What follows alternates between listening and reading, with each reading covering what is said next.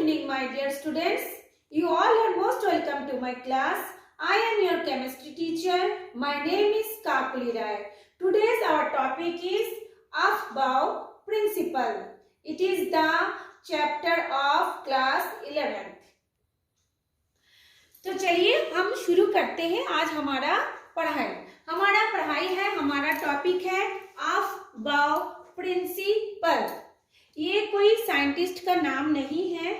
इसका अर्थ होता है, अफबाओ का अर्थ होता है बिल्डिंग अप, मीन्स आगे की ओर बढ़ना, नीचे से ऊपर की ओर चढ़ना, उसी का मतलब होता है अफबाओ।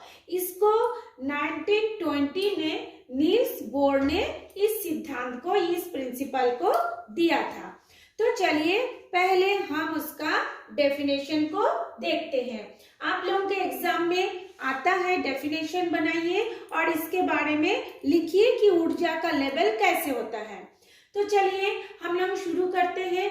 डेफिनेशन से पहले मैं एक चीज आपको रिमाइंड करवा दे रही हूँ। जैसे हमारा ये नाभिक है, मैं आपको याद दिला दे रही हूँ, ये हमारा नाभिक है। नाभिक के चारों ओर क्या होता है? कक्ष होता है, कक्ष जिसको 1, 2, 3, 4 या KLMN बोलते हैं। और नाभिक और कक्ष के बीच में क्या होता है? कक्षक होता है, जिसको SPDF कहा जाता है।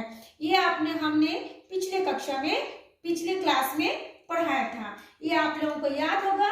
तो चलिए मैं फिर भी थोड़ा सा रिमाइंड कर दी हूँ। हम लोग अब डेफिनेशन देखते हैं। विभिन्न कक्षकों में, माने ये जो कक्ष नाभिक और कक्ष के बीच में जो कक्षक है, विभिन्न कक्षकों में इलेक्ट्रॉनों का प्रवेश बढ़ते हुए ऊर्जा के क्रम में होता है। अर्थात पहले निम्न ऊर्जा कक्ष में इलेक्ट्रॉन भरे जाते हैं, फिर उच्च ऊर्जा कक्ष में इलेक्ट्रॉन जाता है। फिर से मैं रिपीट कर दे रही हूँ। विभिन्न कक्षकों में इलेक्ट्रॉनों का प्रवेश बढ़ते हुए ऊर्जा के क्रम में होता है। मीन्स पहले निम्न ऊर्जा कक्ष में इलेक्ट्रॉन भरे जाते हैं, फिर उच्च ऊर्जा कक्ष में इलेक्ट्रॉन जाता है। ये जो अफबाओ का प्रिंसिपल है, इसको N+L नियम भी कहते हैं। कभी कभी आपको एग्जाम में N+L का नियम भी पूछेंगे, शायद आपको अफबाओ प्रिंसिपल ना पूछे, तो उसका भी आंसर क्या होगा? उसका डेफिनेशन होगा, इलेक्ट्रॉन उस कक्षक में पहले जाता है जहां N+L का मान कम हो। मतलब निम्न ऊर्जा हो, है ना। जैसे मैंने अभी आपको बताया निम्न ऊर्जा से उच्च ऊर्जा, उसका भी सेम वही है। जहां N+L का मान कम हो, इलेक्ट्रॉन पहले वहां जाएगा, उसके बाद अधिक बढ़ते जाएगा, उसका मान जहां बढ़ते जाएगा, इलेक्ट्रॉन भी बढ़ते हुए क्रम में जाएगा। लेकिन कभी कभी ये देखा गया है कि N+L का मान दोनों कक्षक के लिए समान हो जाता है। जैसे देखिए मैंने यहाँ पे लिखा है 5s कक्षक में भी N+L का मान 5, 4p में भी 5, 3d में भी 5। तो कभी कभी होता है ऐसा कि दोनों कक्षक में N+L का मान सेम हो जाता है। तब वो सवाल आता है कि फिर वो इलेक्ट्रॉन किस कक्षक में जाएगा, पहले कहाँ भरा जाएगा, क्योंकि तीनों का एनर्जी लेवल तो सेम है। उस स्थिति में इलेक्ट्रॉन सबसे पहले 3d में जाता है। क्यों 3d में जाता है?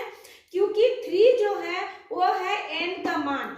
n का मतलब ये कक्ष का मान है ना, ये जो KLMN या फिर जिसको हमने 1, 2, 3, 4 बताया था, उसका मान होता है। और SPDF जो होता है कक्षक का मान होता है। तो ये हो गया 3, हो गया आपका n की संख्या, ये n की संख्या हो गया 3, है ना। अब ये D क्या होता है? जैसे S होता है उसका वैल्यू होता है 0, P का वैल्यू 1, D का वैल्यू 2, इसी तरह से F का वैल्यू 3 होता है। तो जो भी हो, इसमें देखिए 5s में भी 5 आया, 4p में भी 5 आया, 3d में भी 5 आया। ठीक, तो ये तीनों ही सेम है। उस स्थिति में इलेक्ट्रॉन सबसे पहले 3 में जाएगा, 3d में। क्यों? क्योंकि n का वैल्यू यहाँ पे 3 है। ठीक है, यहाँ पे n का वैल्यू कितना है? 4 है। फिर इसमें n का वैल्यू कितना है? 5 है। इसीलिए इलेक्ट्रॉन पहले 3d में जाएगा, फिर 4p में जाएगा, फिर 5s में जाएगा। जैसे मैंने देखिए लिखा है n+l का मान ये होता है। ठीक, अब हम लोग पहले इसको देखेंगे, उसके बाद उसके एनर्जी लेवल को देखेंगे। देखिए हमने यहाँ पे लिख दिए हैं S बराबर 0, P equal to 1, D equal to 2, F equal to 3। अब हम लोग क्या करेंगे, ये है उसकी ऊर्जा कक्षकों की, है ना, वो S, P, D, F। तो 1s, 2s, 3s, 4s, 5s, 6s, इस तरह से 7s तक चला जाएगा। यहाँ पे फिर s के बाद p से शुरू होगा, तो 2 से शुरू होगा, 2p, 3p, 4p, 5p, 6p, 7p और भी नीचे होगा। d होगा तो तीसरे कक्षक में d आता है, इसलिए थर्ड नंबर से शुरू हुआ है। आप लोग बोलेंगे कि पहले वाला 1 से शुरू हुआ तो दूसरा वाला 2 से क्यों शुरू हुआ? क्योंकि पहले वाला फर्स्ट से शुरू हुआ है, P जो होता है सेकंड कक्षक से शुरू हुआ है, D जो है थर्ड से शुरू हुआ है, इसलिए यहाँ पे 3 से शुरू हुआ है ना, 1, 2 से नहीं हुआ। D और इस तरह से यहाँ पे हो गया आपका 4f कक्षक। अब पहले देखिए मैंने एक डॉटेड लाइन बताया और एक जो होता है स्ट्रेट लाइन बताया। तो पहले देखिए इलेक्ट्रॉन एनर्जी कहाँ पे घुस रहा है, 1s में। देखिए तीर का निशान इधर है, मतलब यहाँ पहले 1s में गया, जाने के बाद फिर ऐसे घूम के किस में आया, 2s में, 2s से फिर ऐसे घूम के किस में आया, 2p, फिर 3s के बाद कहाँ पे आया, 3p, 4s, फिर यहाँ से 3d, 4p, 5s, फिर 4d, 5p, 6x, फिर 4f, 5d, 6p।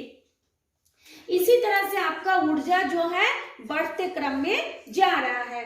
तो देखिए हमने यहाँ पे जहाँ लिख दिए हैं ऊर्जा का लेवल लिख दिए हैं। हम जानते हैं लेस देन और ग्रेटर देन होता है, या फिर हम लोग हिंदी में बोलते हैं जिधर का मुंह खुला रहता है वो बड़ा रहता है और जहाँ का मुंह बंद रहता है वो छोटा होता है। तो देखिए इसमें ऐसे होता है मुंह खुल गया या इधर का क्या हो गया, मुंह बंद हो गया। तो इसको बोलते हैं ग्रेटर देन या लेस देन, ऐसे होता है। तो 1s से बड़ा हो गया 2s, फिर 2p, 3s, 3p, 4s, जैसे यहाँ पे है सेम ऐसे हमने लिखा। ये देखिए ये हो गया 3d, 4p, 5s, यहाँ पर भी देखिए 3d, 4p, 5s, फिर आपका होगा 4d, 5p, 6x। मैंने उसको लिखा नहीं, ऐसे डॉटेड करके बता दिया है। तो ये था आप लोगों का अफबाव का प्रिंसिपल। तो अफबाव का प्रिंसिपल क्या है आप लोग समझ गए होंगे। इसका डेफिनेशन मैंने दे दिए हैं, इसका n+l का वैल्यू भी दे दिए हैं। इसको एक बार मैं और रिपीट कर दे रही हूँ। n+l क्या है, n हो गया नाभिक से कक्ष की दूरी। नाभिक से दो चीज मैं अभी बताई हूँ, नाभिक से एक होता है कक्ष, एक होता है कक्षक। कक्ष होता है 1, 2, 3, 4 या KLMN और कक्षक होता है SPDF। ठीक है, तो n जो हो गया कक्षक और इसमें जो l की वैल्यू होती है वो n के वैल्यू के ऊपर डिपेंड करता है। यानी 5s होगा तो 5 + s का क्या होता है, s जो कक्षक होगा उसकी वैल्यू होती है 0। 4p 4 हो गया उसका कक्ष, 1, 2, 3, 4 ऐसे कक्ष। p हो गया कक्षक की वैल्यू, 3d में 3 कक्ष, d हो गया कक्षक की वैल्यू। इसे देखिए मैंने कक्षक की वैल्यू लिख दी हूँ 0, 1, 2, 3। इसी तरह से 1s, 2s, 2p, 3s, 3p, 4p ऐसे करके आपका हो गया है। तो ये था हमारा अफबाव का प्रिंसिपल। तो ये था हमारा अफबाव का प्रिंसिपल। आशा करती हूँ आप लोगों को समझ में आ गया होगा। अगर समझ में आ गया होगा तो आप एक लाइक कीजिए या कमेंट्स करके मुझे बताइए, और यदि इसमें आपको कोई दिक्कत है तो भी आप कमेंट्स करके मुझसे क्वेश्चन पूछ सकते हैं। तो आज के लिए इतना ही। अब फिर हम नेक्स्ट क्लास में ज्वाइन करेंगे। जो फर्स्ट टाइम मेरे चैनल को देख रहे हैं वो इसको सब्सक्राइब कर ले, ताकि आपको मेरे द्वारा बनाया गया और भी वीडियो आपको घर बैठे ही मिल जाए और आप ऑनलाइन क्लास का फायदा उठा सके। Thanks for watching me.